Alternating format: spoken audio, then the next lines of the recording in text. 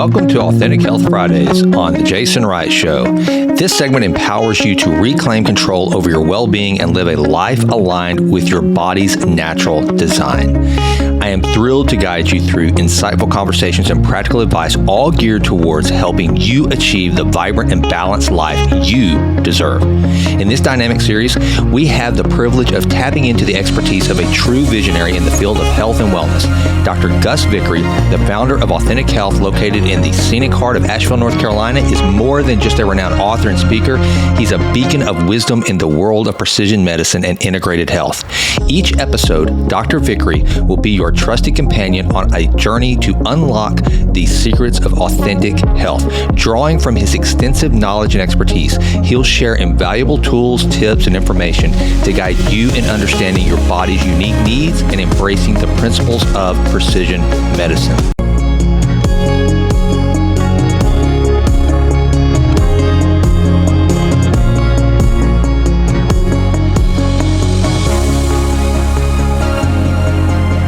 Dr. Gus, it's good to have you back, man. I mean, today's perfect because I'm kind of stressed. So I'm glad you're here to talk.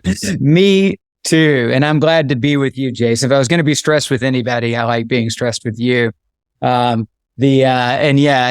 we talked about this earlier today, how the day just rolled into encounter after encounter after encounter. And I was off clinic today. I was in my home and we just moved. And now I'm sitting in front of you still unkempt, unshaven, and feeling like I'm not suitable to be on a podcast. So I'm even more stressed. Well, you look great. And I tell you, it's, moving into a new house, we picked the perfect topic. So we tried to use some new technology to get started and had to switch back to good old Zoom, the old backup, the old utility knife in the tech drawer.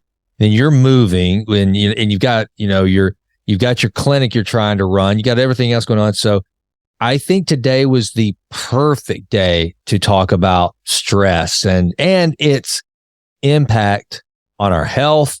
And then more importantly, some great ways to manage it. And I tell you, I don't think that there are many people that are going to hear this podcast. They're going to be like, I'm going to turn it off. I mean, I don't have any stress. It's just because everything's just so rosy and wonderful in the world right now. What's there to be stressed about? Yeah, no doubt. And I encourage you, if you've just started listening and you were excited about another Authentic Health Friday, and I hope you are, do not tune this one out. Don't be like, oh, stress. Okay, I already know about that. Like, I think we're going to be able to enlighten your perspective around stress, both how its good aspects and where it goes off the rails. What's going on in your system? I think you're going to be really excited at what you learn, and it's going to open your eyes to a new perspective on it, and also give you some very actionable things to start doing today to begin to make sure you stay in a balanced position in regards to stress. So what are some of the initial, I know we're going to talk about some of the positive aspects of stress, but one of the things I really want to dive into, Gus, is what are some of those unknown maladies that are paired with stress? I know I had Dr. Stephen Hussey on my show. He wrote Understanding the Heart. And I remember during that conversation, he was like, he had a heart attack when he was like 34 years old. So that's become his practice. And he's just really he's a chiropractor by trade, but he is like now become one of the most renowned experts on talking about heart disease and all this, because for his own sake, he really looked into it. Also, he's a type 1 diabetic in addition to. And so we were in that conversation, and man, what I took from that was that you put it up against what you eat, against smoking, drinking, all these other things. The role that stress plays in being detrimental to your mental health, but also your cardiovascular health, kind of blew me away. And so let's just talk about, and you start where you want to, but my main question is, what are some things that if I don't manage my stress properly, what are some of the main things that I'm going to have to deal with as a result of just kind of ignoring it and being stressed out and not being proactive in that management? Okay. Yeah. There's a long list. I'll keep it in general categories. And you said the right word, manage it properly. There was something about when I wrote the book, Authentic Health, that has a whole succinct chapter on this that walks you through, that I know works, that people have applied just what I teach in that chapter and talked about how much better their sleep is and how much less sleep they have. I didn't want to just call it managing your stress. I wanted something more. I ended up calling it stress mastery. We want to become masters of stress, meaning how we use stress to create a more robust, resilient, long-living human system, and how we master the like how stress could create negative issues for us in such a way that we minimize that impact. And so I like the term becoming a stress master, not a stress manager. I like it. Yeah, because otherwise, if you're not mastering stress, stress is mastering you, right? It's taking ownership of you in many ways. Now, it'll affect all aspects of health, emotional well-being, physical well-being, and your mental, like your actual cognitive well-being, like how well you're able to think and focus and achieve and perform. For those who are interested in the longevity piece, it is perhaps the number one accelerator of aging. I'm personally enrolled in a study with Dr. Bill Lawrence, who's one of the bioregulatory peptide gurus. He works with Vladimir Kabat-Zinn, and he does the epigenetic age markers on me and programs bioregulatory protocol stacks, because that's the primary endpoint of the study, is looking at bioregulatory peptides. But in our conversations around what impacts epigenetic age markers, and there's all the usual suspects, we've talked about many of them already, but he said the number one influencer they've identified is stress, right? That excessive sustained stress interpreted in negative ways will age you faster than anything else. And when you have accelerated aging, that means that all aspects of your human system are impacted. Your body's self-regenerating capabilities, your bone marrow, where your stem cells are, those supplies are going to be reduced more quickly, which means that you're more susceptible to the sustained effects of injury or illness, and also cancer and all kinds of other issues. It affects your immune system. It'll suppress your immune system and make you more susceptible to infection and eventually cancer and potentially development of autoimmune diseases. It will impact your gut in major ways, and we've already gone down the gut rabbit hole. It will impact vascular health. If you stay in a stressed state, like your body doesn't really know cognitively the difference, it's just responding to what state it should be in, then you're going to have constricted blood vessels, higher blood pressure, higher contractility of the heart, increased oxidative stress of the heart, the blood vessels, more forms of pressure on the endothelium, the lining of the artery, to damage that and accelerate plaque formation. So there are those aspects. And then, of course, the influence on sleep quality, which has a lot of other impact, and then how it can dominate your way of thinking about life every day in such a way that you end up worried, fearful, afraid, rather than peaceful, confident, and at rest. And that will end up impacting your emotional well-being eventually. So there's not a single aspect of health and well-being that improper accounting of stress and its influence won't take you in a wrong direction, and the direction you don't want to go.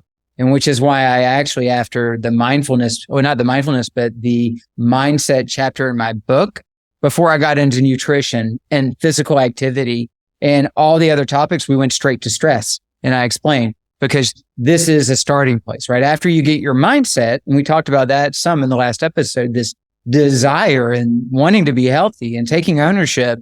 Once you've got that straight and you're ready to walk the path, you're ready to take each step, climb the mountain, the first place you'll start is in this understanding of stress and its impact on your human system, and again, how to become a master of it. So one of the things too that I think is that I just learned recently, and you kind of touched on it, is that when our body is feeling that stress, that there is a hormonal change that's happening in our body. Like your body's basically, and you tell me if I'm wrong, if I've got this wrong, it's essentially, if I am stressed or feel fearful of something, which I can literally concoct in my head, then our body, from a physiological standpoint, doesn't know the difference. It doesn't know the difference from there really being a bear chasing me, and that's stressful. And so my body is going to prepare itself to deal with either fight or flight, versus I'm going home and I haven't cleaned the house yet, and Jimlyn told me to do it, and it's really stressing me out because she's going to attack me like a bear, which wouldn't be as bad, but my body doesn't know, but the stress indicators are the same. And so kind of talk to us about what's going on from a physiological standpoint when we allow that stress in, what it is doing to our cortisol levels and all these other things that play havoc on our internal functioning. Yeah. Yeah, it's a great point. And you're exactly right. The body doesn't know the difference. It's just responding. So in an over-generalized, simplified way, which is generally speaking in these discussions, that's what we're doing, is trying to keep it that, because the details are just so amazing when you get into them, and we don't know nearly as many as we would like to know. Essentially what's going on is your brain, your nervous system is taking in an enormous amount of inputs every moment. It's taking in inputs from the external environment, what you're surveying with your eyes, what you're sensing with your nose, what you're touching and feeling on your skin, and, in all the different ways that you're surveying, and looking around, and social interactions. It's also taking in all the physiological symptoms of signs or indications of what's going on inside your body. Cell systems are sending out cell-like signals and all these types of things that are ultimately funneling up to the nervous system for it to get a overall interpretation of what's going on in the body. And then your own thoughts, right? Your actual thoughts about your situation are also part of those inputs. So that's all getting processed together by your brain in a non-conscious manner. You're not thinking about it. It is happening. It's happening to you and I right now. Now that is all going to get funneled down towards areas of your brain that are, below the main processing centers, that are going to integrate it all. And they're ultimately going to switch. There's a switching station. Now, this is greatly simplified. I want to be clear. If a neuroscientist is listening to this, please don't cringe. Understand what we're trying to accomplish here. But there's a switching station, and it can switch to either safe or threat, one or the other, right? So all of this stuff that's been processed is ultimately funneling in down to one of a couple of signals. We're either safe and we can relax and be at ease, or we're under threat and we need to be vigilant and potentially in fight or flight, right? Once that is determined, then you are going to send nervous system impulses out to your body through the autonomic nervous system, but you're also going to send out through your pituitary gland hormones that are going to also initiate hormonal cascades, which with the adrenal glands will include the release of cortisol and adrenaline, two major stress hormones, right? And those are going to cause a number of impacts on the body. With adrenaline, raise your resting heart rate, potentially raise blood pressure, increase heart contractility, increase in the brain, norepinephrine and epinephrine, so that you feel this an amplification of your energy, although it's not focused energy by any means. And also mobilize sugar into your bloodstream so that you start making sure your muscles don't run out of fuel in case it is an actual bear encounter you're in, and the list goes on, right? There's this whole list of physiological responses to we're in a threatening situation, right? That's going to, and it can be a heightened amount of that depending on threat level, or it can be a lower level, but nonetheless you've switched into that direction. Or you can switch to the safe side and activate your parasympathetic nervous system and not necessarily suppress cortisol, but not initiate more cortisol, not push out adrenaline, and potentially in the brain have elevated levels of GABA and serotonin, which allow you to really relax and be at ease and at peace, right? So the nervous system, you'll have there's different aspects of the nervous system, but the autonomic nervous system, which is kind of running the physiological show, has two primary branches. Parasympathetic, which is often called rest and digest. That's when we feel safe and we can just take time, and our digestive system is possibly active because we're eating, and everything is in a calm state in the body. Or the sympathetic nervous system, often referred to as fight or flight, and that's that other side, right? And we generally are designed during periods of focused alertness to be balanced between those states, not really excessively parasympathetic, calm, blissed out, relaxed, not even, low vigilance around our environment, or high sympathetic, high vigilance, threat detectors are out, really kind of high surveillance for threat with some nervousness that maybe we're not safe, right? So you're usually going to be in this balanced state between those two, and then toggling back and forth, meaning if conditions are appropriate to just the rest and parasympathetic, you'll move in that direction. And we can manipulate that through breath and mindfulness and other things. Or If conditions are such that you should be more in the sympathetic dominant state, you'll balance towards sympathetic dominance. And that is appropriate when you're about to crush that workout, or you're going out on a date with someone that you're super excited about, or you've got a big presentation that you want to give. We should move into that sympathetic state. It's not a bad state to be in. It's just a focused, alert, more energized state. And so we're supposed to be kind of in a balance point when no conditions are just normal, and then toggling towards parasympathetic, maybe closer to bedtime or when we're having family time or just relaxing, taking a walk in the woods, and then toggling to sympathetic for, hey, it's time to work, or it's time to do this, or I'm going to go exercise. Now, the problem, what I've observed, because we can test that autonomic nervous system balance. We can actually test it with devices. Heart rate variability is actually a global assessment of what we're talking about. And I want to talk about heart rate variability for Sure. I want them to make sure that the listener understands what HRV is. One, a lot of them are probably wearing an Oura ring. They see it and may or may not know. And I would say probably in the last year and a half to 2 years, VO2 max and heart rate variability are two of the biggest metrics that I'm hearing more about than I've ever heard prior to. Now, that might just be because I wasn't paying attention. I don't know. But I do know that HRV is so very important. So describe, one, what the HRV is actually a measure of, and two, why it's important to be within that range that is healthy, and some of the things that do get our HRV off. Can you take that for just a little bit? Yeah, and it's a great segue because HRV is really assessing the balance of the autonomic nervous system. Yeah. Okay. All right. So a big picture, what HRV is heart rate variability, not your heart rate, your resting heart rate, which we'll talk about later because it's one of the best things to kind of give you an indication of where your body is. But heart rate, so heart rate's one thing, but heart rate variability, there's a very subtle, it's measured in milliseconds, beat to beat variability. So if you're resting heart, let's say your heart rate is 60 to 62 for the next 5 minutes. Even within that very stable range of heart rate, there's slight variability in beat to beat, in terms of the timing of it. And that measurement is closely correlated to the stress level of your central nervous system. Okay.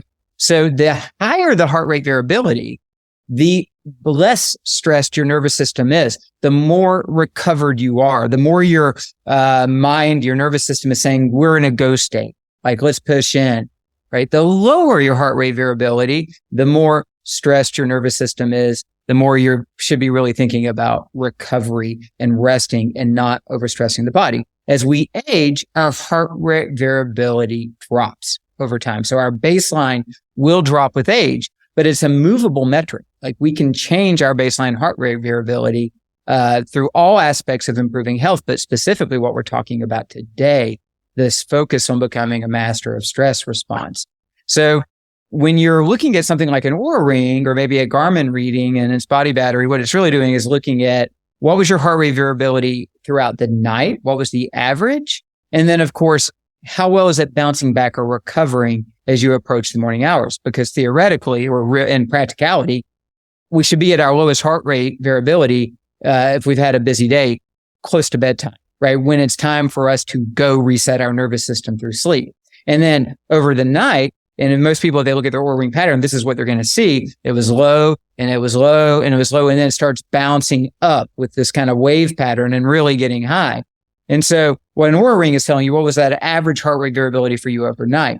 It's not necessarily telling you what your peak heart rate variability is. You're fully recovered, which can be an important metric as well. Because this is where sometimes the data can confuse people. There are individuals that can get these pretty bad, like what appears to be very poor heart rate variability scores on their Oura ring. Maybe it's, if they're, my age, it's only 25 or something like that. And they're worried because they go online and they read and they're like, oh, it looks like I'm a 60-year-old and this is putting me at risk of all kinds of diseases. But yet right before they wake up, it's bouncing up to 60 or 70. And if they did a spot check an hour after waking with a device that can measure it at that point, when you look at it on an app, they might see that their heart rate variability is now 60 or 70 or 80 and that it doesn't start dropping off to some point during the day. And with those individuals, what I tell them is I reassure, right, that their heart rate variability is still good. It's just there's a lot of recovery going on at night. So heart rate variability is that, and I've shared this on this podcast, I think before, that and continuous glucose monitoring. If you could only have two metrics the rest of your life, for based on what we know right now and what's available, that you could probably dial in your health and your nervous system health and your immune system health and really make progress, it would be those two. You could learn more about your body and what's going on in its responses through just continuous glucose monitoring and heart rate variability monitoring. It changed my life. Heart rate variability, and specifically breaking it down using an app where you can you're not just looking at the heart rate variability, but you're looking at the so there's 3 frequency inputs that go into heart rate variability that are associated with your parasympathetic or your sympathetic nervous system. There's a high frequency input, which is parasympathetic activity, a low frequency, which is sympathetic, and then a very low frequency, which is really stressed, like high threat mode stress. And if you can use apps that'll break it down into those frequencies where you can then look at the actual balance of sympathetic and parasympathetic. Because I was a case study of someone who appeared to have good heart rate variability, right? That I wouldn't have thought there were any alarms about my overall stress from heart rate variability. Yet 7 years ago, when I had a telomere length of a 63-year-old when I was 46 years old, I was like, oh my gosh, what's doing this? And I told this story, and I ultimately discerned the factor I've not accounted for is stress, because I had gotten so good at positively putting positive spin on the stress that I wasn't doing a proper accounting of how stressed I really was. And when I was able to begin to break down heart rate variability into the actual frequency inputs, what I found was that I actually, and it defies what's supposed to happen, but I've learned this a lot with individual patients, that the general rules are general rules, but there are a lot of exceptions. I was an exception. I was somebody who, if all I looked at was a heart rate variability number, I would have thought, I'm good to go. I'm really healthy. But actually, the numbers behind my heart rate variability were that I was still highly sympathetic nervous system dominant, meaning off the chart with sympathetic nervous system input into my, like on a regular basis, my fight or flight, fear-based threat system was running my entire physiology from the time I woke up in the morning until the time I went to bed at night. And I had entrained that as a nervous system habit. That was just the way it worked. I didn't feel it. I didn't know it. I was like, I knew I was very busy and there were enormous amounts of demands on me, but I was just like, hey, I feel good and I'm doing well. And so when I learned that, that's where I began going down this rabbit hole of how do I begin to actually change that and get back into a balanced state? And it's not easy to do. That entrainment takes place over years and years. And it's kind of a set nervous system habit. It's where it's just going to run. And to rebalance it can take years of dedicated practices that are designed to take you out of threat mode and put you back into safe mode. So what would you think mine would be? I mean, you know my health pretty well. So what would be a good number for me? I think that your baseline heart rate variability, Jason, especially, and it should stay here because you're never going to turn 50, as we all know. I mean, I would think a baseline heart rate variability for you, I would expect it to be, and this would be that morning average, probably around 60, 70, even maybe better than that. Pretty cool. So my average is 57. Yeah. And with my high being 116. Yeah. And let's see here. Let's see what other stats my average for the last month has been 57 milliseconds, which is really solid for a 48-year-old individual that also right now is in a stage of your life where you're really kind of pushing it hard in many domains, right?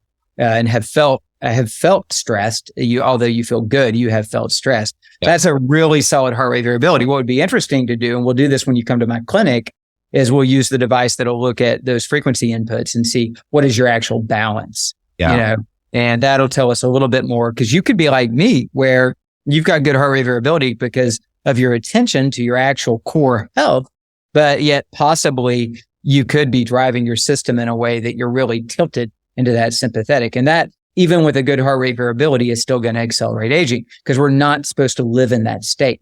And that's what was happening to me. And then with heart rate variability, of course, a good workout should drop it, right? I mean, it should drop it. It's such an incredible tool because you can begin to finesse it. You can begin to look at, okay, I went out to the restaurant and ate the Mexican meal that always makes me feel bad. And you can actually see if your heart rate variability drops. And if it does, it's telling you that food stressed out your nervous system. Because theoretically, a good meal, a nutritious meal, should have relaxed you and enhanced parasympathetic function and actually caused you to have at least a stable, if not improved, heart rate variability. So when after you eat, your heart rate variability drops, that tells you really just didn't do your system any favors. And the same thing with your sleep recovery and exercise recovery. If you go do a hard workout and you don't drop your heart rate variability, you didn't really train your body as well as you thought you did, Yeah.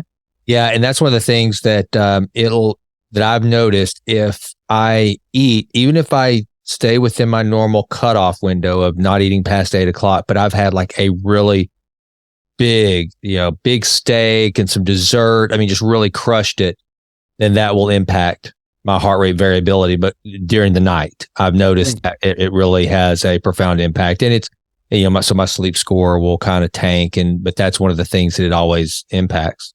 Oh yeah. When eating late at night, just see what that does to your heart rate variability. And for those of you who enjoy your alcohol, you just see what alcohol actually does to heart rate variability. And then when you take nights off, see the difference, and you'll understand alcohol is a major stressor to the human system, no matter how much you enjoy it. And I'm not here to campaign against it for you, although in a way I am ultimately.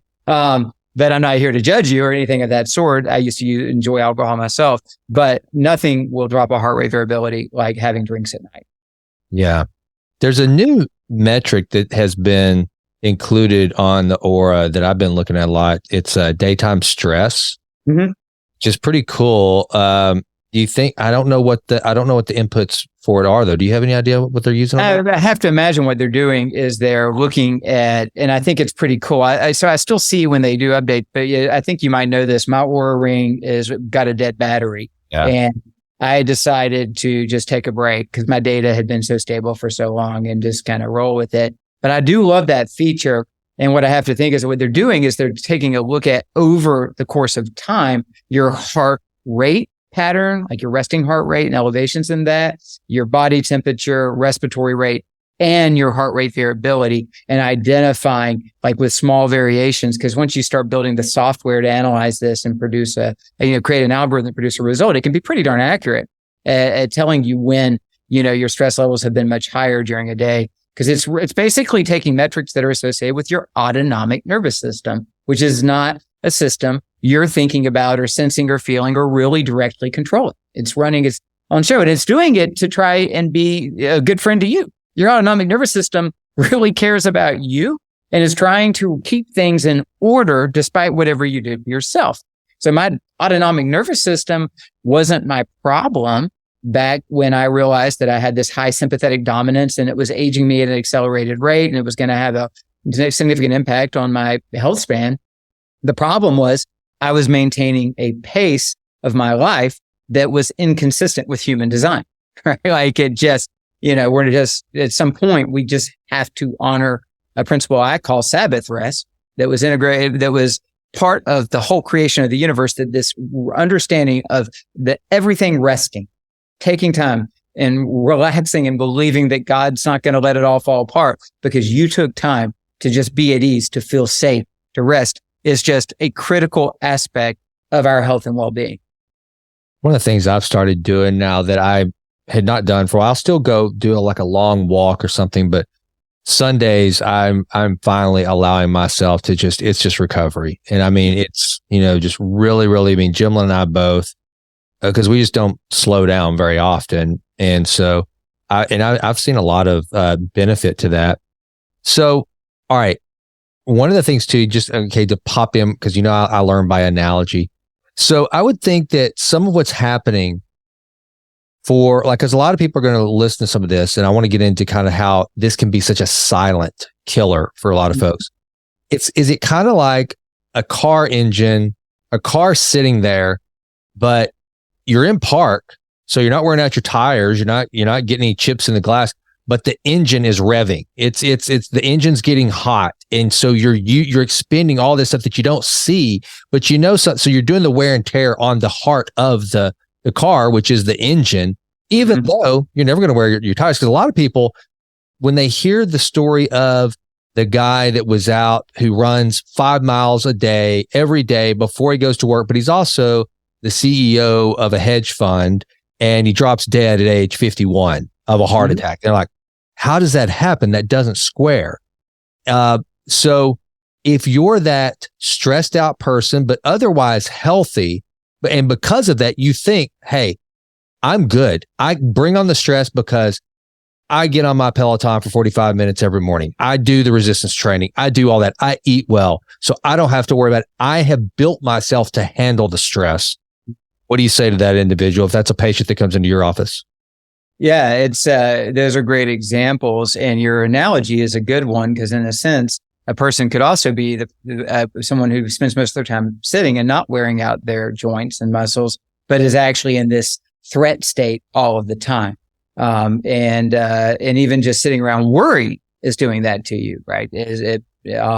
But what's happening is the high adrenaline state over time is one, potentially creating blood pressure elevations that the person may not detect or be identified because they're not wearing a continuous blood pressure monitor, that are creating pressure on the arteries and pressure on the heart, and it's going to damage things over time. Typically with the combination of adrenaline, which is actually a vasoconstrictor, it causes the vessels to constrict down, and the mobilization of glucose, unless that person's like really a committed, like ketogenic, and that's not what I'm advocating here for, they're often becoming sort of obligate glucose burners, creating more what's called oxidative stress, especially in the arteries themselves, the endothelial cells of the arteries. So blood pressure is going up. They're creating an enhanced oxidative stress environment. The hearts, they're not getting any actual rest, and they end up with this, what's the right word I'm looking for? It blows the circuit in a sense, but that's more of a brain analogy. An area of the endothelium or the lining of the artery, the protective layer called the glycocalyx gets denuded, the endothelium gets damaged, the vessels constrict, and then suddenly you form an inflammation-induced clot, right, in an artery. And you didn't have sometimes you do, but a lot of these cases that you described, they don't actually have a huge plaque burden. They don't go in and cath them and find 95% stenosis or narrowing of the arteries, and we need to do bypass surgery. A lot of times, they go in and they see a area that appears to have a 9% blockage, and they run a stent right in there and it opens right up. Boop, pop, blood flow. We're good. And that was probably pre-existing. Maybe it was 30 or 40% of some plaque on the artery. But because of that high stress state and the downstream consequences physiologically, that area of a little bit of soft plaque became vulnerable and ruptured, and they formed a clot. And now they blocked off an entire main artery and they're having a major event. Maybe they dropped dead. Maybe they were able to get to the hospital and get it opened up. But it's a common story. And there can be other factors in those cases. Maybe they drink too much alcohol but it all comes down to this heightened stress state. You're running your engine hot and you're creating a lot of oxidative stress. You're not accounting for that. And then you ultimately have areas blow out under the most demand, which can include the brain. So this is, a fellow clinician might give me a hard time about this, but I'll take a little license with a disclaimer. It's not that dissimilar to a migraine, right? A migraine is a area of your brain just finally going, bump, I can't do anymore, and shutting you down, like can't tolerate light, can't tolerate sound. I have to go into a dark room and I have to go into deep sleep and stay there for a while in order to get this migraine to go away. It's essentially that the brain has had too much demand placed on it for too long, and that consequences of that demand, meaning it exhaust in the mitochondria and metabolic byproducts cannot be handled or cleared, and finally the brain, to protect itself, shuts you down. Right? Like it's really fascinating how so many of these things ultimately happen as a consequence of over demand on our system without adequate rest and restoration for systems. All right. So I think we've kind of hammered home what it is and the point, the damage it can cause. Now let's move into some of those things we have in our toolkit in dealing with stress, and, from a mental component to breathing and food, sleep. So again, I come in and I look healthy, but I've got high blood pressure, and I just tell you, yeah, Gus, here's the deal. I'm really, really stressed. By the end of the day, I crash but I wake up early because I'm stressed out. And you've seen my numbers, my blood pressure's high. What are some of the tools that you're going to tell me to deploy immediately to start mastering stress? Yeah, let's go through it. But let me real quickly just back up big picture if I can, because just mentioned that stress is not all bad, right? Like we don't want to characterize stress. We talked about this earlier. All growth comes from stress, right? Like stress is a good thing. Our bodies actually are designed to thrive on stress, to become healthier based on stress. The issue with stress is a few things. One, the intensity of it, right?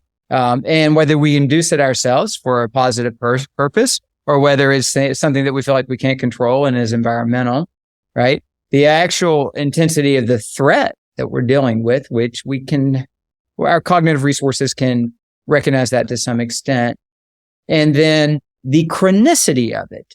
Is it punctuated, meaning there are moments? Or is it chronic, right? And then one of the most important one, it has to do with our perception.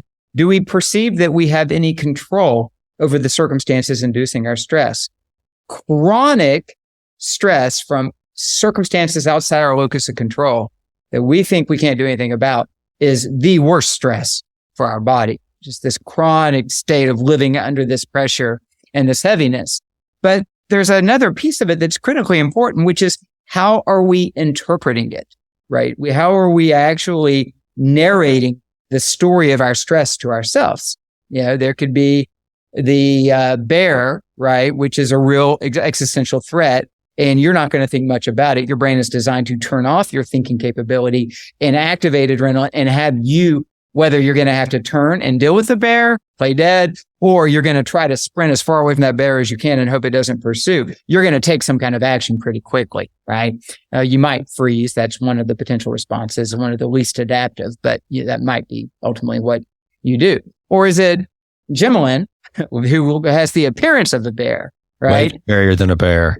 Way scarier. But yet, you're able to, in your interpretation, say, okay, she's angry and she can be a real bear when she's angry, but I love her and I know she's not going to actually hurt me.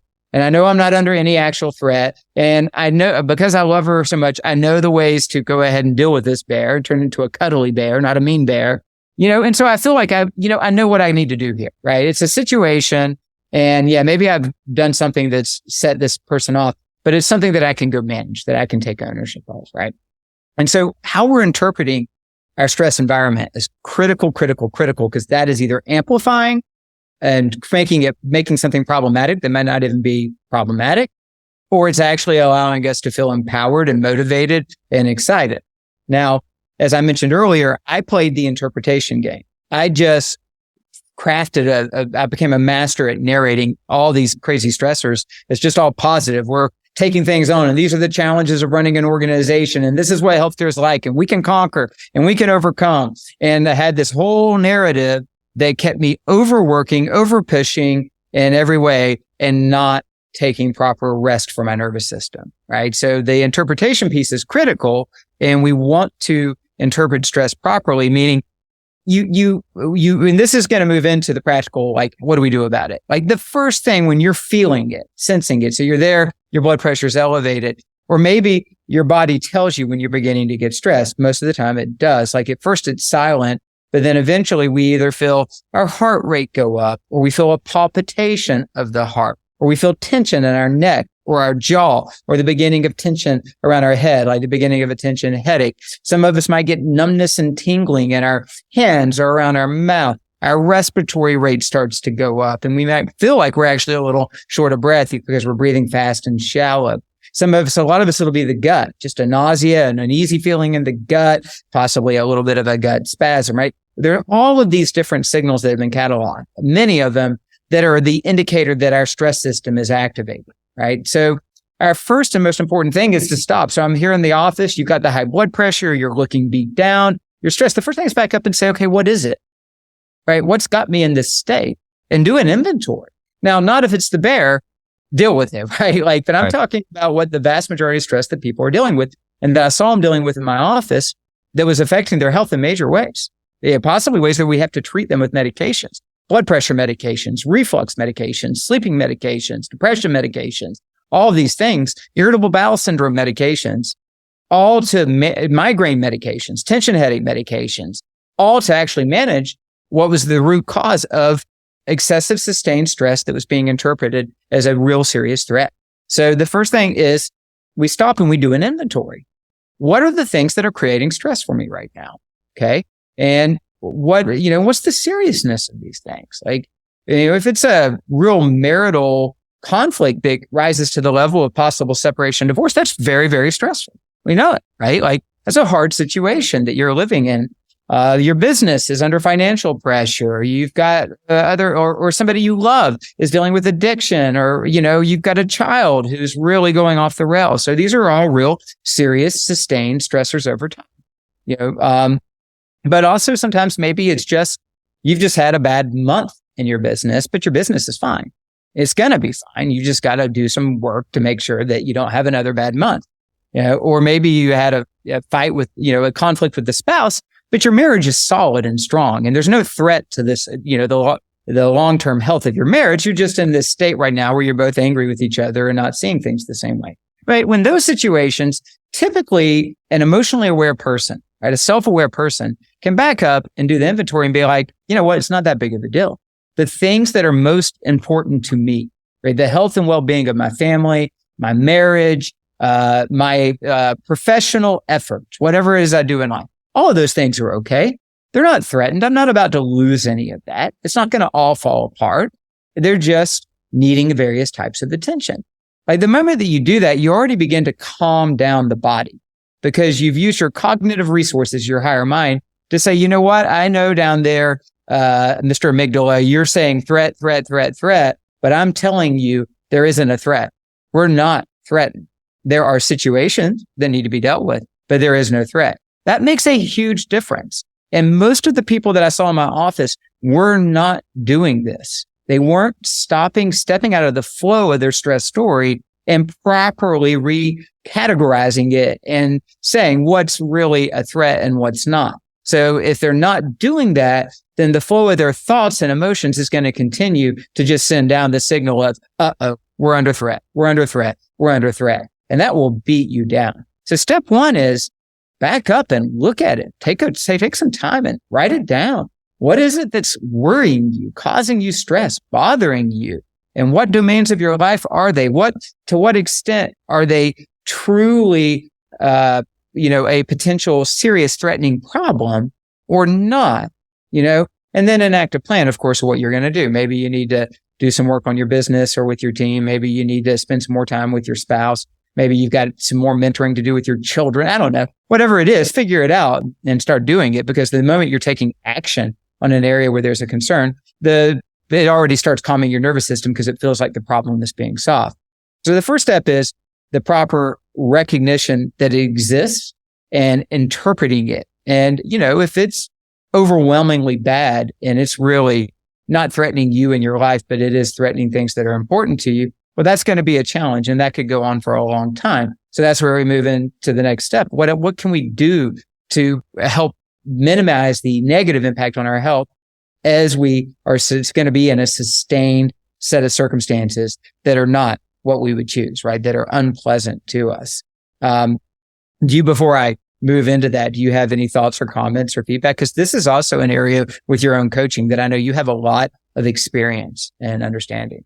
Yeah, this is where Jesus and an atheist come to kind of walk into a bar. No, so the Bible says first you got to take your thoughts captive, right?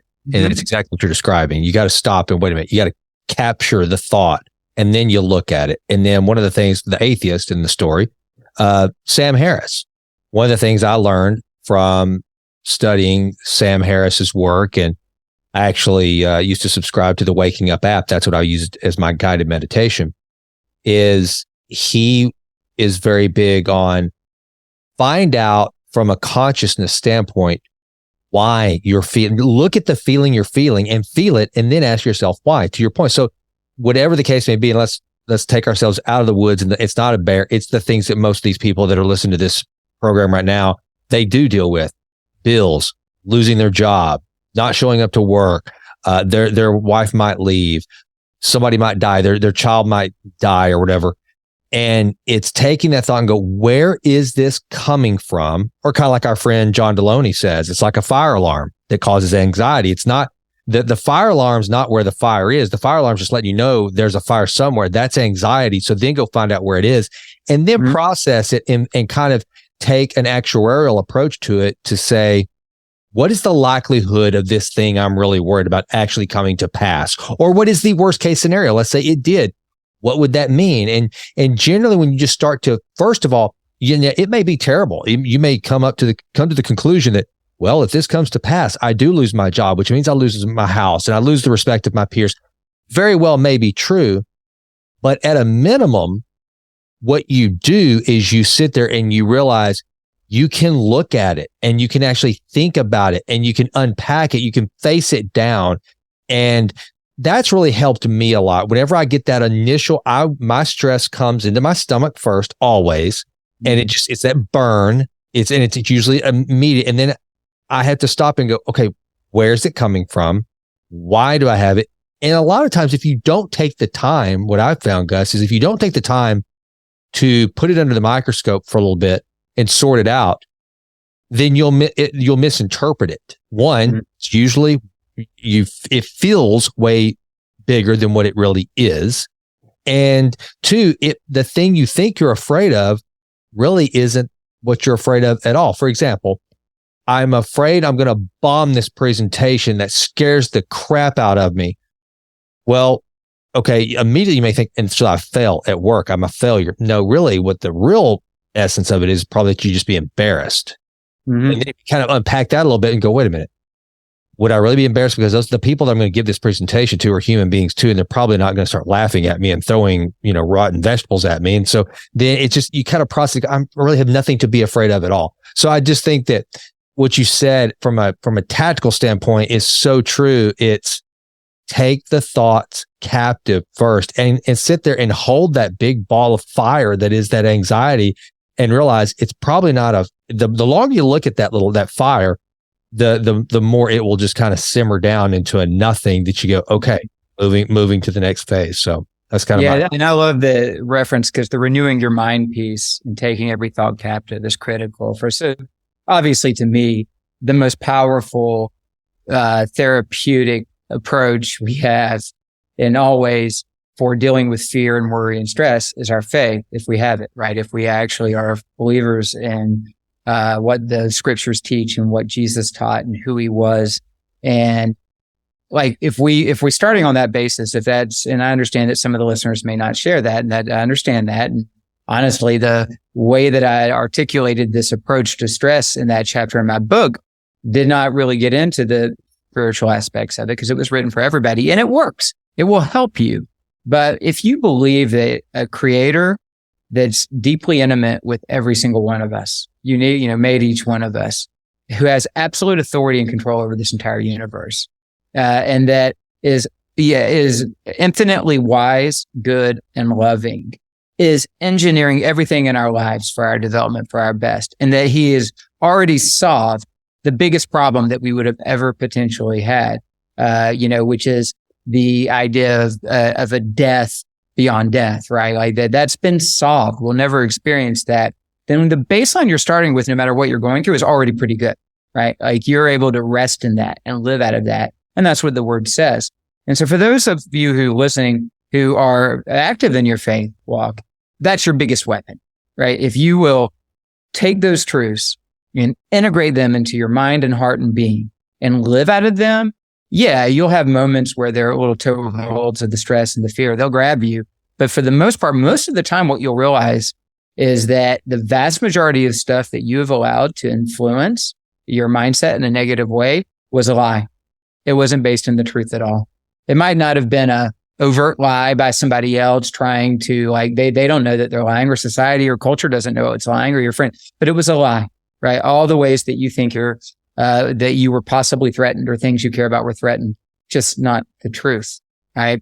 And so for me, the truth is that the healing of my stress, the fact that I can live in a balanced autonomic nervous system now and move into those different states, and I've been able to do that. The healing was the healing of my soul by my maker. as I stopped believing I had to make everything happen and that it wouldn't happen if I didn't drive and push. And that's what a response. And I began to actually implement Sabbath rest into not just my weekly rhythm, but my daily rhythm. And it took a long time, but as I did that, my stress balance finally fixed itself. And the overall improvement just in my entire outlook in life and the joy and the peace that I feel is all based on that.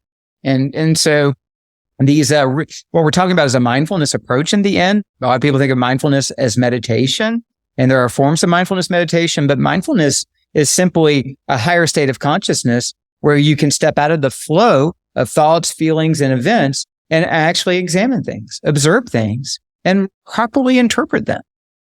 Yeah, I think that's the thing that took me a long time. And I still struggle with, but whenever you can finally understand kind of the essence of consciousness, none of us can really, that's one of the things that I have fun reading about these people that are a lot smarter than me, trying to describe or try to figure out what is consciousness. Cause it's really,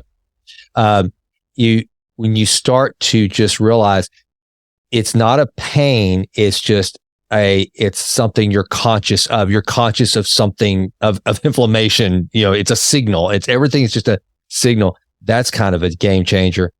I like this idea of daily Sabbath practice. It's something I think we're on the same track in that I allow myself now, which it's hard. I think every single second of my day must be used for a productive purpose. I have a real hard time with just, chilling, but I have gotten to the point where I will allow myself to just kind of decompress, relax, and do nothing. Usually that's during lunch whenever I'm eating my Green Monster, and I'll allow myself to watch Ben Shapiro or something that has nothing to do with getting, doing something really productive.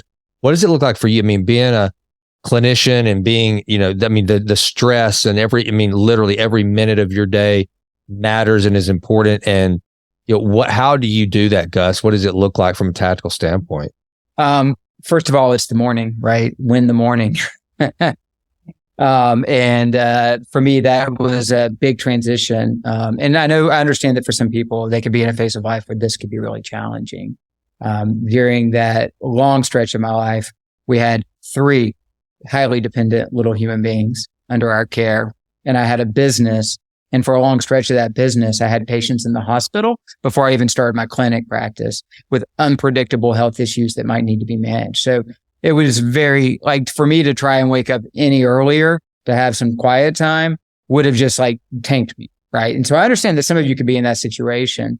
But for me now, at least at this stage, and for anybody who has this ability, winning the morning, meaning we typically, when we wake up, for most of us, there's a movement into a state of vigilance and possibly concern. Okay, what did I miss? What's happened? What messages are on my phone? Oh no, what blew up overnight? What's going on? And of course, for people who immediately tune into news reports, it gets even worse because then they hear that, oh my gosh, this happened over here and this happened here. And that's why I'm a big advocate of minimizing your exposure to news general, right? To not have daily ongoing news exposure because it's mostly going to be inflated, whatever's going on out there, not relevant to you, and you're likely to have no influence on it. And it's likely not ever going to meaningfully impact you personally until it's in your own community or state. And then you need to know, and you will know.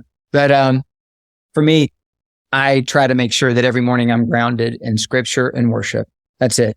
And it can be any combination of reading some scripture, or it could be, a book that's about scripture or something like that.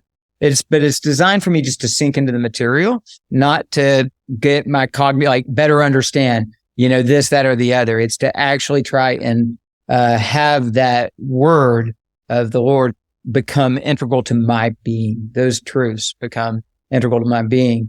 And through it, it's a matter of, praying back those scriptures to God. And especially I'm usually in Psalms or something like that, and praying that to be true in my life and turning on potentially worship music or worship tracks that I like, and really beginning to permeate that atmosphere, and even allowing myself, especially if no one's around, to sing out and to just, praise the Lord. And possibly if conditions are appropriate, stepping outside and gazing at the light as I do these things. And what used to be a 15-minute practice for me, which 15 minutes is great. 15 minutes can change your entire day when you do that. is now really in the mornings, usually at least an hour of dedicated meditation on God's truth, worshiping and talking with him. Not my prayer list, not my intercessory list. It might pop up and I feel like I need to do it. Just purely, can I walk in the garden with my Father for this hour and ground myself in him? And then that changes everything about my day. And usually at the end of the day, before I have to engage in the evening, I'm going to be out in those woods, as you know, taking a walk with my dog, also re-entering into worship state. So I've actually gravitated away from what kind of learning can I do on a walk? What kind of ways can I better understand, the world, this news, this learning seminar, and move towards, let me just turn on either nothing and observe and take in and ponder the Lord, or let me turn on extended worship sets that come out of different churches and enter into worship with that set. And it's life-changing for me, the difference. Yeah, that's something that is very sacred to me, is my morning and my morning ritual, which now it just kind of flows. And that's one of the things I would encourage the listeners to do, is take control of your morning. I mean, look, every day you're writing a little mini chapter or a page or a paragraph of your life. And the cool thing about the morning and right before you go to bed, the two bookends of that chapter is you get to be writer, director, producer, all of it. And early morning, it's the one time of day that you really just get to control everything. You set the tone, you set the theme, you decide the title, and there's the power. And when you seize control of that, now you're going to get thrown off course because all these things are going to happen between the time you get up and the time you go to bed.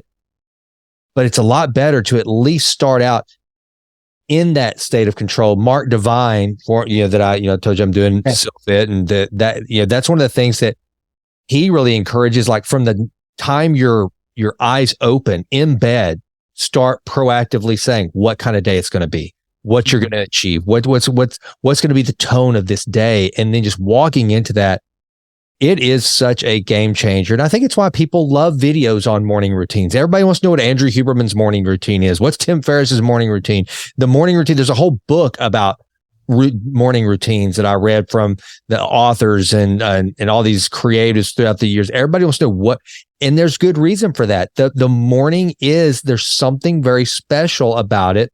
And I know for me that makes a lot of sense, and that you would say that. Now, okay, so morning, that's how you handle your stress now, or in the mornings, kind of get that Sabbath throughout the week. Let's talk a little bit, if you're ready, to taking mindfulness to another area, and as it relates to trying to master stress, breath work, and just kind of a calming of our senses. What are some things that you deploy, that you recommend to your patients? What should I be? I mean, I have been stressed here lately, and I use all these tactics, but maybe you've got something in your toolkit I haven't. Well, no, I think it's all the things that you already know. And we did talk about some of it in breath, but not specific breath work to calm the nervous system. And it's real simple. So essentially, your breath is the fastest path to modulating your autonomic nervous system. There is no faster, more, well-documented way of just changing the state of your nervous system. That said, if you've been chronically entrained into that thread state, that high sympathetic state, like I discussed, you will not see substantial movement of that just through breath alone, right? You've got to go back and fix the foundations. You've got to find your way back to Sabbath rest. And for those of you who aren't of a faith system, you just apply that concept of Sabbath rest, meaning it's just like the actual rest that you as a human organism have to have for your body and mind and everything to recover, just like soil has to rest and animals have to rest and all those things, right? Just understand it from that perspective. But so that foundation is to begin to get your mind right, renewing your mind and honoring Sabbath rest principles and beginning to build a balance to life that's sustainable, that's not going to overtax you. Now, in the moment when you recognize, okay, I'm stressed. I feel my heart rate go up. I feel that sense. Well, the first thing that you can do is just breathe in a pattern that will calm the nervous system down. Because typically, if you're stressed, the breath pattern actually assumes the pattern that will increase the nervous system stress, which to increase the state, you actually just breathe in more than you breathe out. Wim Hof breathing. Rapid breathing. And you can do that to raise adrenaline and cortisol and put yourself into this particular state. And it can be helpful, but not in this situation. In this situation, you need to breathe out more than you breathe in. Right? And there's a lot of different ways to do this, but just essentially, that's all you have to remember. Slow down and prolong your exhale. So whatever you want to do, a 4-8. A lot of people will do a 4-7-8, which I like because it incorporates a little bit of a breath hold in there. But that's basically you're breathing in for you. Well, again, remember nose and belly first and foremost, like we talked about in the breath. Go back to that if you haven't done it. Nose and belly, do an assessment and go, okay, I'm going to breathe in through my nose and into my belly. Calm, slow. You're not like, you're just 4 count. And then I'm going to breathe out, mouth in, nose, whatever you want to do for an 8 count.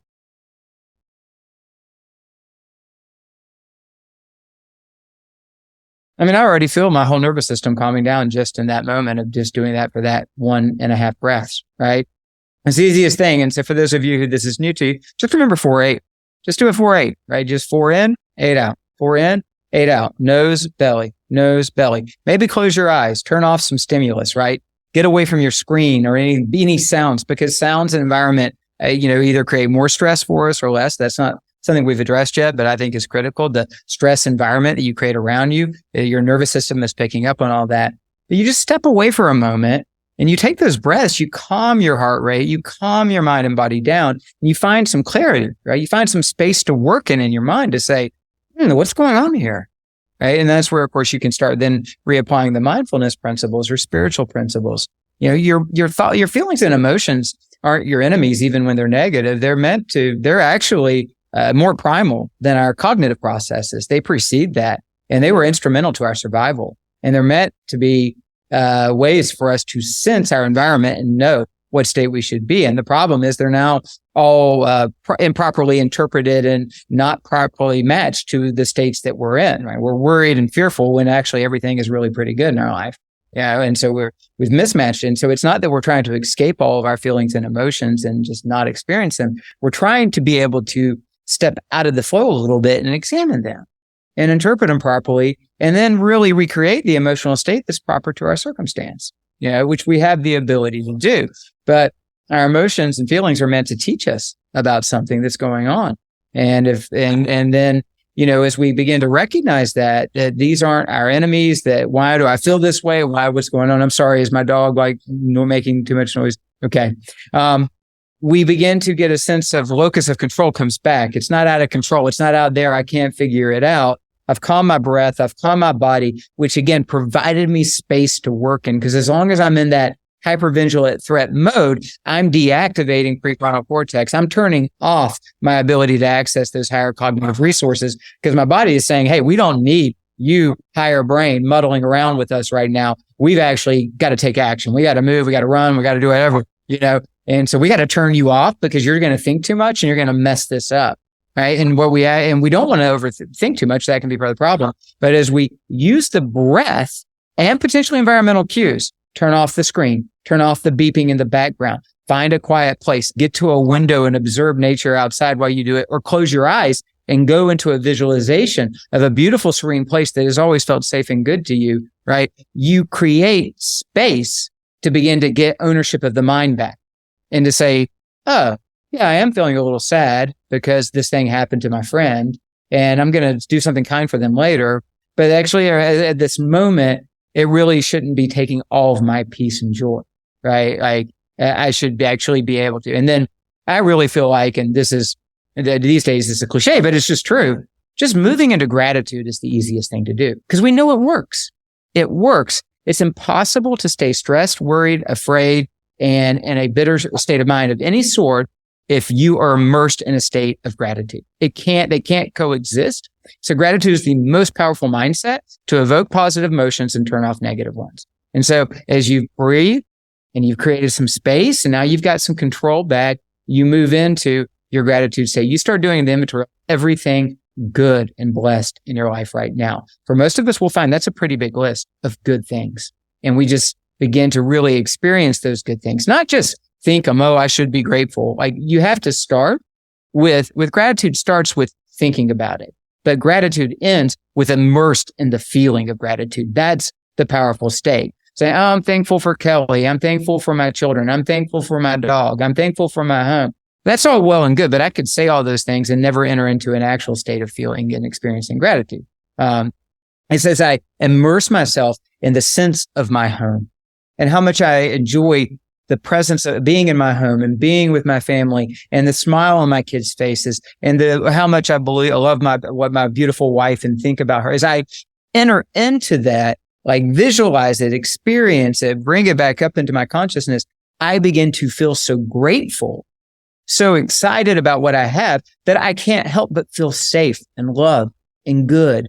And that is just amazing what it does to put us back into the right state of mind where we can be in control. I might have to move right out of gratitude into vigilance and like, okay, now let me get over there and start helping in this situation. But now I can move in and help and not bring stress and worry and maybe obsessive thinking into it. I can actually bring calm, peaceful, confident approach to it. And that will actually change the atmosphere of stress in the situation that I'm entering into. You know, one of the things that I've done recently that has been a game changer for me, and you can see it right now. So, you know, I had the whole setup with my standing desk that would retract. And I had my lights. I had my whole podcast center set up, and it just stressed me out. It piled up in this corner to such a degree that, and so what I wanted to do, and my back was always to the window. And so now the way I've arranged it, I'm looking out the window. This is a much more comfortable chair. I realize I should probably be doing like Ben Greenfield and huffing and puffing on my treadmill I have sitting right here while we do this podcast, but I'm not going to do that. I want to be in a relaxed state. And so for me, one of the things that I've noticed, Gus, that has a lot to do with my stress levels is my physical environment. I need a organized, clean, well-lit environment where I'm really comfortable, the aesthetics are right. That helps me just calm. And so one of the things, whenever I find myself getting stressed, I will find one of these places like this office or somewhere that is kind of almost like a little sanctuary and going into the woods, just changing my state from mental chaos, physical environment chaos to something that is serene has been such a game changer for me to reduce that stress. And a walk is just one of the most magical things. Like, you know, whenever, like just right now, like just doing this podcast, whenever we're talking, as fun as it is, you know, it's just, we're on, right? We're constantly, we're producing, you know, content. And so it's something, it's not just, so I will get up and I will walk as soon as we finish. And that just like, it's just like a decompression. It's just like a opening a valve that is just so awesome. And that's one of the things too, I'd tell the listener, if you don't have a spot in your home, at your work, that you just find calm the minute you walk in there, go create that space. I mean, that's literally what I try to do with this office is create a space that I can come up here and no matter what kind of chaos is going on in the world, I can just kind of go, just kind of catch my breath, you know. I think that's one of the things that I've really started implementing. Yeah. And that's the critical piece. We can't always control our environment. Right. I might be working in an office in a cubicle that's got a terrible stress environment, but we can step out of that environment briefly. We can modify it to some extent. We could have a good set of noise canceling headphones with beautiful soundscapes that we can turn on. You know, we can have a potential like, you know, screensaver that, you know, if you love the ocean, that brings up the ocean and the sounds, or if you love the forest or whatever, you know, and a lot of people are just not thinking too much about that. But on a both conscious and a subconscious level, your nervous system is taking that in. What are my surroundings, both from sound and light, and what am I seeing? What kind of form am I seeing? And the more that you create beauty and warmth and something that's pleasing, aesthetically pleasing for your mind, the more you're already retuning your nervous system into a calm, relaxed state.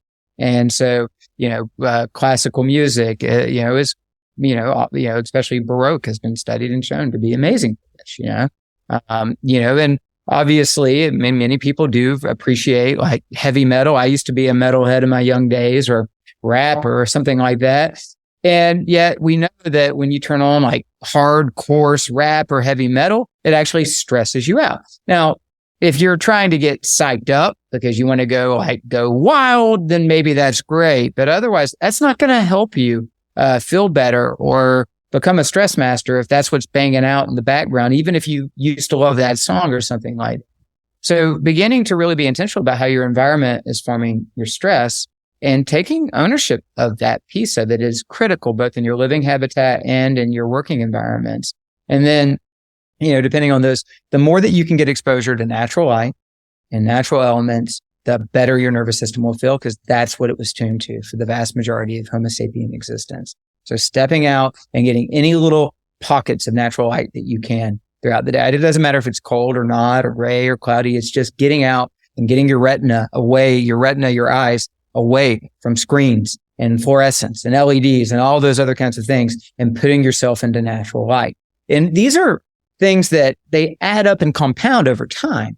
If every day you change that sound environment, you muted out the bleeps and beeps and alarm signals that are possibly going on that don't involve you, and you replace those with something soothing in the background. It can be very soft and subtle, not distracting to you, that you were able to go from, say 12 straight hours, I'm making this up, but 12 straight hours of constant exposure to screens and fluorescents and LEDs and things like that. And you just simply flip that to 11 and a half a day. That extra 30 minutes of those little exposures will actually, it's not optimal, but it's going to actually begin to pay you back over time. You will notice the difference. Your brain will be less tired at the end of the day. Your eyes will be less wonky and blurry and things of that sort. Now, of course, if you go further and use active tools like broad-based light in your area and try to, instead of having just the LEDs, actually have some sort of broad-based light generator near you. If you're in an environment where you can be close to windows and turning off overhead lights that you don't need and just letting that, you can turn down and dim your screen a little bit on your computer. You can spend less time on your phone screen. Instead of scrolling and looking at social media, you're going outside, taking a 10-minute walk, breathing in, and, maybe saying a prayer or talking to a friend. All of those things make massive, massive differences in your daily stress equation, right? That add up over time to big differences in your sense of well-being, your perception of your well-being, and how in command do you feel of your own life. Because I will tell you that I evaluated tens of thousands of people for what were essentially stress-related complaints and conditions over the time. And the vast, vast majority, probably more than 90% of them, were individuals who had no idea that their stress was creating it. They had no idea how to step out of the flow of their stress, their feelings, thoughts, and emotions. They had no control over their breath. And it was just, everything was just chaos for them. And they weren't taking control of any one thing that they could take control to start. And I wrote that chapter based off of teaching these lessons to people in our clinic, because I didn't want to just send them out with a panic attack medication, a migraine medication, a whatever medication, IBS. I would give them those if we needed to help them, give them a tool that could give them some control. But I wanted them to begin to solve the problem itself. And so hey, let's practice this breath right here. Every time you feel this, I want you to start to breathe like this, and then move them into thinking about it more. And then the inventory and the gratitude practices and beginning to shift the environment, and we could go on forever about this because we're just scratching the surface of this topic. And we didn't even get into eustress, all the positive stressors that, if we do them the right way, actually really help us, right? Because stress, ultimately, when mastered, is a good thing for you if you're the master of your stress, even the ones we would think of as negative stressors. But the ability to begin to get some control over this. And then you take, just like we talked about with changing your toxicant environment or changing habits, just pick one thing that you can do and do it. And then the next week, pick the next thing. Oh, but relationships. So if your Twitter account or your Facebook account is mostly causing anger and frustration and causing you to yell and write things that you wish you had never written later, then turn it off. Please turn it off. Yes, it's addictive technology. It's designed to be that way. But turn it off. I promise you, within a week of turning off cable news and turning off social media, just taking a break from it if you can, or you're only engaging in the level that you can, you will feel a big, big difference in your stress exposures and associations. I mean, I tell the story in the book of a guy who just simply turned off cable news and started taking walks in the evening and working out again with his son, and 4 chronic diseases went away. 4 chronic diseases we were managing medically went away from that one particular action because it was just making him angry, which is what it's designed to do. So the relationships in your life that only bring you down, I mean, if they're not your spouse or children or people that you've got to be engaged with, sometimes you just got to cut them off. Like, don't expose yourself anymore to those voices until you're in a really strong place. Yeah. Have you read the book, How to Live 365 Days a Year? No. Okay. It's by John Schindler. He's an MD. And I want to say he determined in his clinic, it was something crazy, like 80% of his patients that came to him with all sorts of different illnesses, just like you face in your clinic. It was related to emotionally induced illness. It was, and then that's what this book is about, and so to the listener, I bring this up to let you know that a lot of you, that if you get colds a lot, if you feel like you've got that kind of a flu symptom that you don't understand why, or you just get sick more often than what you should for your exercise habits. It blew my mind when I started looking into this, how many emotionally induced illnesses there are. Just again, what the stress does to our bodies, and just the chemicals and the hormones we talked about. I mean, it is just a destroyer. So here's my question for you, Gus. If I'm somebody who I've got the high stress job, I'm dealing with stress, I'm trying to get it in order, do I adjust my workouts? Do I adjust my diet? Are there some things I start to do if I'm just getting started in this, or I keep working out the way I normally would? Because I know that is good stress. I like that stress. But also, if I know that I'm really getting a hard hit to my cardiovascular system, but already my central nervous system is being taxed throughout the day due to heightened stress, do I back off, or does that make any difference? You back off. Now, I'm not saying inactivity, but right. You move your activity. You're chasing after like whatever strength, power, fitness, VO2 max goals. It's temporarily suspended until you have mastery over your stress. And so that means you move to gentle yoga, breath, gentle walks in the woods, light stretching and things of that sort. You change and move that form of physical activity to things that are restorative and calming to your body.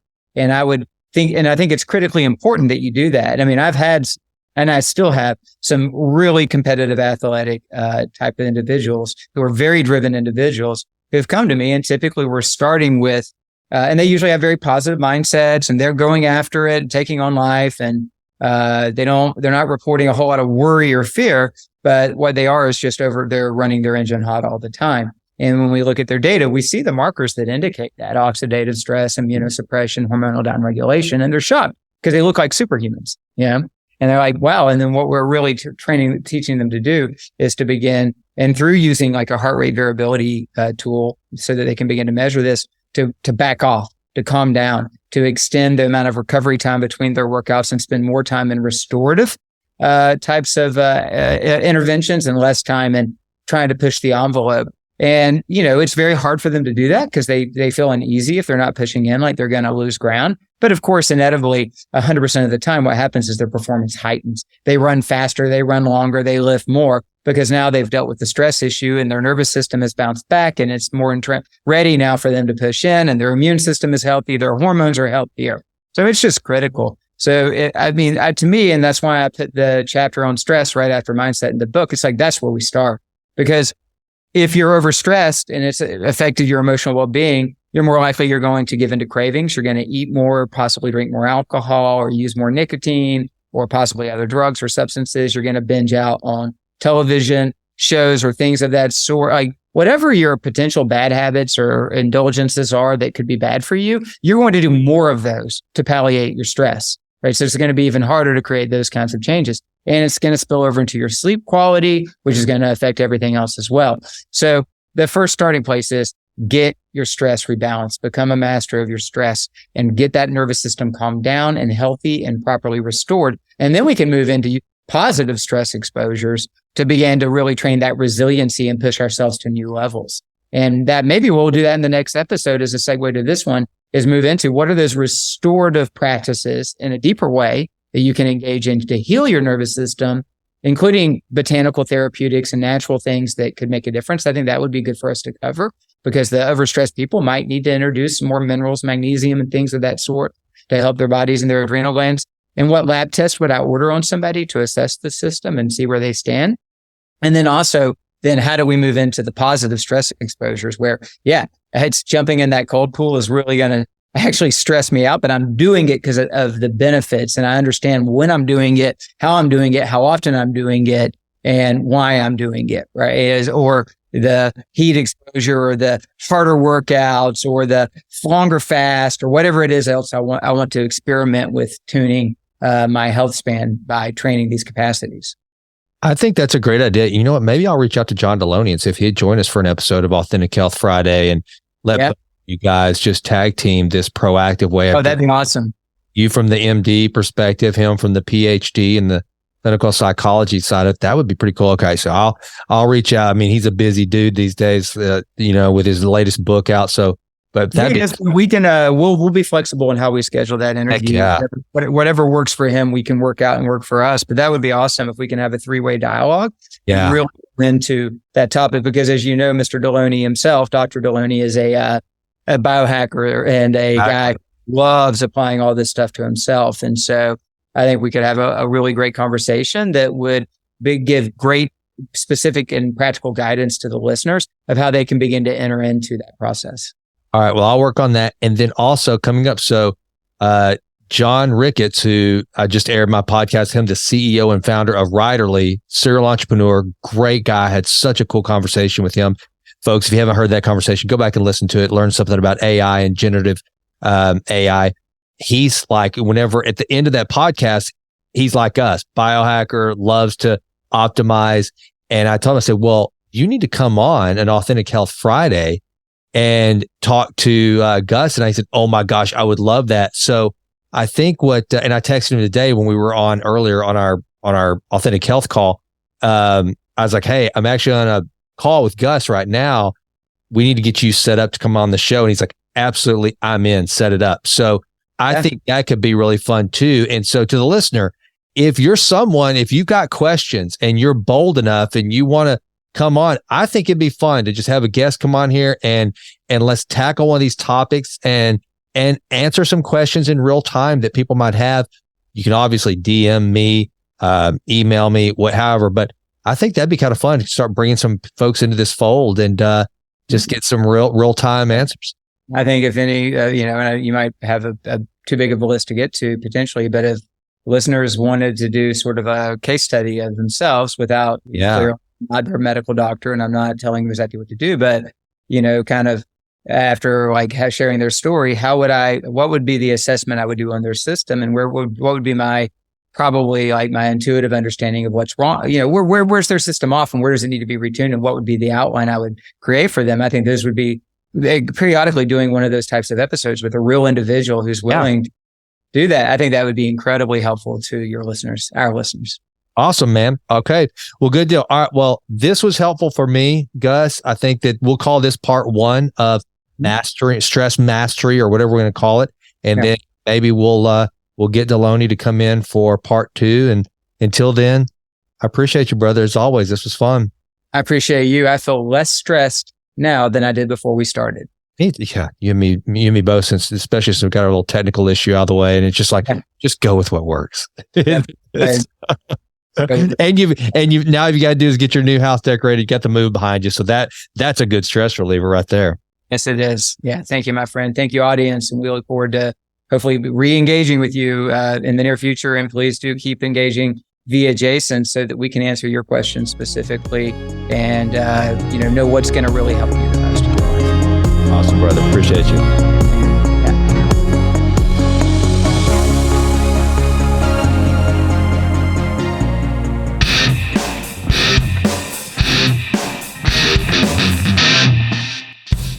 Well, that does it for this episode of The Jason Wright Show. Thank you so much for listening. This has been a Texas Titan Media production. Fourth Wall did the music. And as always, thank you so much for listening. Please consider going out to jasonwrightnow.com and signing up for the Vitruvian Letter. Also, please go out to iTunes. It takes like 30 seconds to just leave us a 5-star rating. It does wonders for the podcast. I would be so grateful. And with that, until we meet again, go crush it and endeavor to improve always in all ways. I'm out.